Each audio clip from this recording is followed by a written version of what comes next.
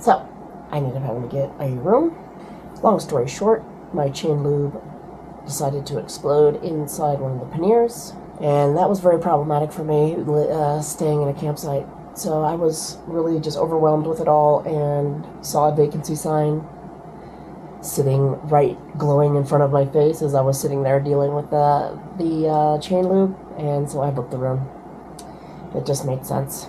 So second night of moto camping turned into night one of moto touring, getting all my videos transferred over, and I got my bags all cleaned up. I ate a real meal at a restaurant, and I am now going to watch a little bit of YouTube and go to sleep. Because first thing in the morning, I am heading back home, and I want to be through and past Mojave before it gets ultra hot. So I'd like to leave here probably about 7 o'clock in the morning, which means I should be able to get in and through Mojave by at least 11 a.m. So shouldn't be too bad by then. And then hopefully home by about noon. So that's my goal. That's what I'm going to try to do. So see you on the ride tomorrow.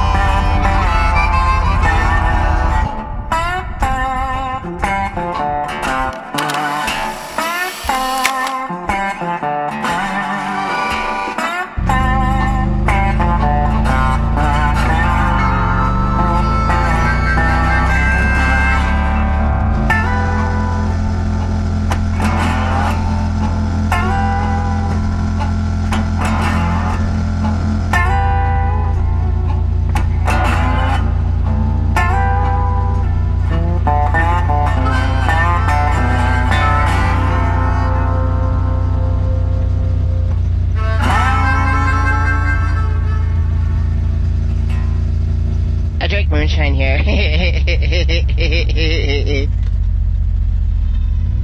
I was working for a meal trainer during meal days, and this random guy from Tennessee just walked up to me and gave me a bunch of moonshine, and I drank it and barfed it up. Good times.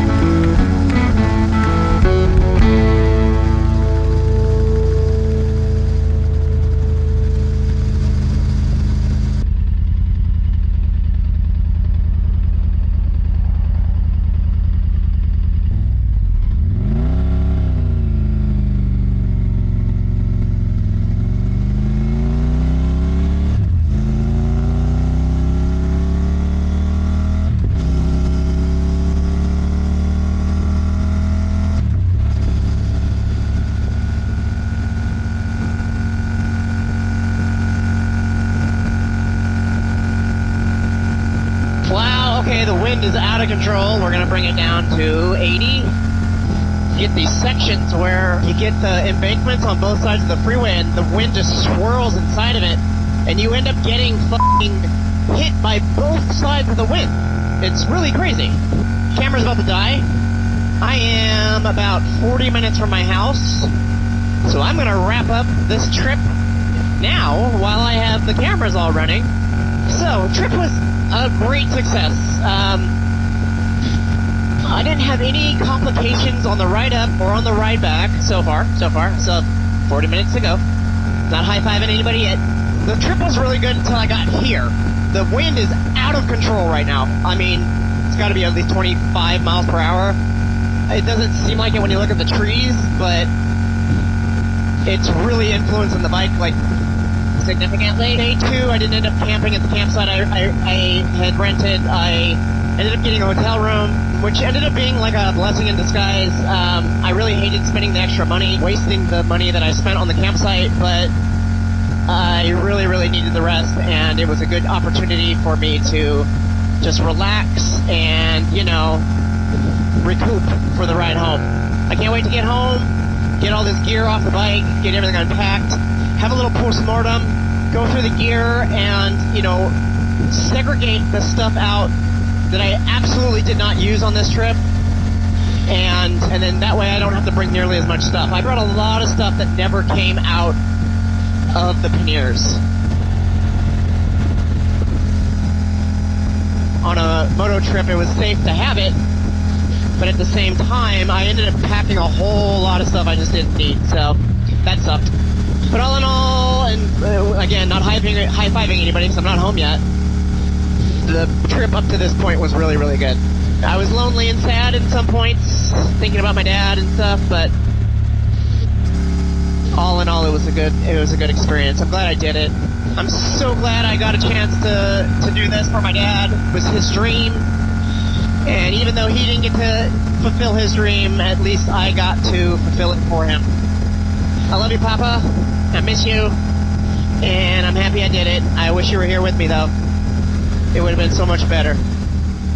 With that being said, I'm going to exit the freeway right here, head the last leg home, take Avenue D to my place. Thank you to all my members and subscribers and to everyone who supports this channel. I appreciate you all so very much. I cannot believe how many people we have subscribed to the channel now. So thank you everybody for tuning in. I appreciate every single one of you. And I will see you all in the next one. Gear up and ride safe.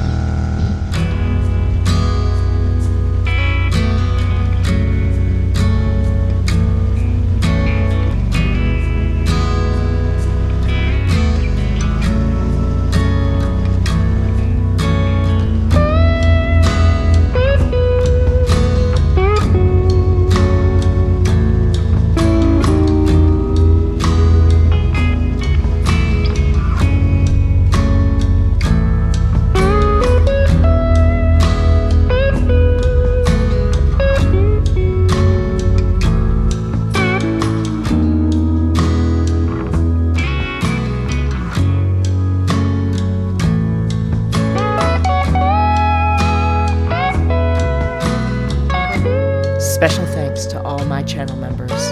Demolition Crew, Ruka. Wrecking Crew, you all rock.